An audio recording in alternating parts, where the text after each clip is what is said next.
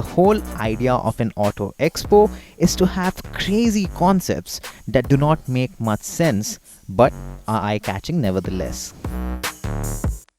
Have you heard of the Dolly Parton challenge? If you haven't, then let me tell you, there are basically 4 photos in a grid. One is for Facebook, one is for LinkedIn, one is for Instagram, and one is for Tinder.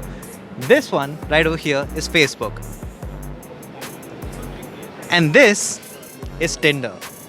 Now, there's absolutely no difference between this Gurkha and that Gurkha, except the fact that this has a winch in the front and some really beefed up tires and a beefed up suspension.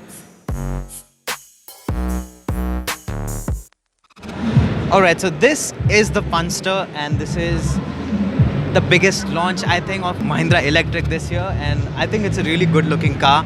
Now, another interesting thing to note about the Punster is that it has a curved display. Now, I think there are only a few curved display manufacturers right now in the world. I think one of them is Royole, who came up with the first foldable smartphone, but I'm pretty sure they are using that kind of tech right over here.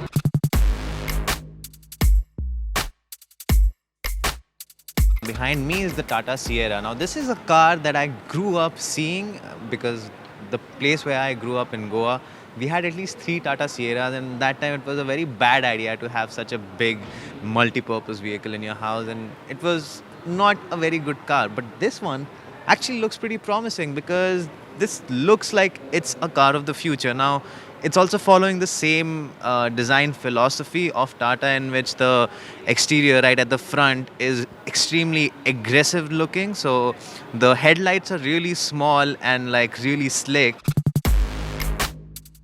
Another thing to notice over here is that on the top there's an all glass canopy. That was something that was missing on the Sierra, the original Sierra, the 1990s Sierra. So we are at the Volkswagen booth. This car is called the ID Cross. So we got like suicide doors. One door actually rolls back and then the front door opens up. I think you get the point. This car looks a lot like a Tesla. Alright, now if you're wondering what these are on the top, those are not solar panels. Those are actually light blinds so that they could dim the whole sunroof when you're driving in a very sunny situation, because this basically has this whole 360 view going on for it. And from the back, it's a very minimalistic design.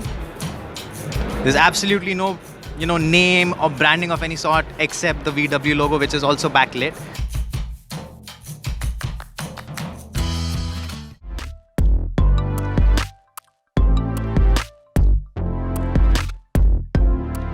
Alright, so there is the Futuro E, the new concept car by Maruti. Now, the first thing that you'll notice in the car is that the car doesn't have a rear view mirror. So come with me, we're going to check that out.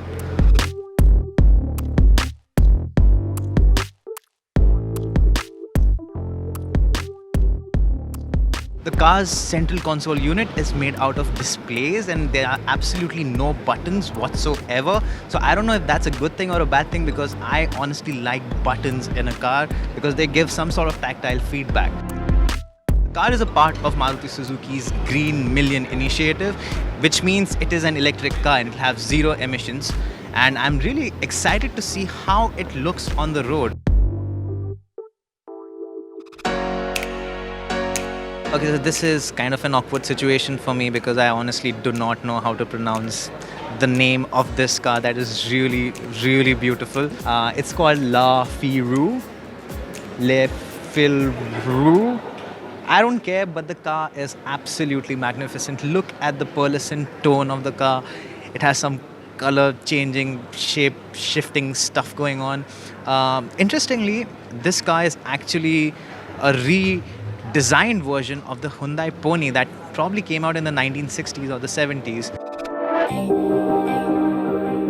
Moving on from that interesting futuristic car, we have the Renault Zoe. Now, it's a cute little hatchback, but there's one interesting thing about it. It can go from 0 to 80% of charge in just 1 hour 10 minutes. Now, it is powered by a 52 kilowatt motor, and it is capable of going from 0 to 100 in about 9.5 seconds. We don't know when it's going to hit the Indian roads, but it's expected to be around 14 to 16 lakh rupees. Now Renault is looking at an electric future rather aggressively. We just saw the Zoe, but now we have another cute little electric buggy which is called. Renault Twizy. So the Renault Twizy is powered by a 4.1 kilowatt hour motor, and it can give you up to 90 kilometers of range. And guess what? The next day we got to drive it. It was a lot of fun. I am pretty excited to try this out. Okay. It's kind of roomy in here. We have a panoramic sunroof, and yeah, I think we are pretty much good to go. Let's go. Okay, we're gonna start slow. And then we are going to try out if this electric motor can actually give me instant torque. Oh yes, it can. Okay. It's scarier because I think this is a small car. So many of you might be asking me, well, what's the point of this, and why should it even come to India? Well, first of all, it's not coming to India, and second, this is more like a last mile connectivity, like the ones you have in the form of Yulu bikes of the world. So this is basically that, because the car doesn't have any sort of air conditioning. If you buy this car, well, there are high chances that it might get stolen.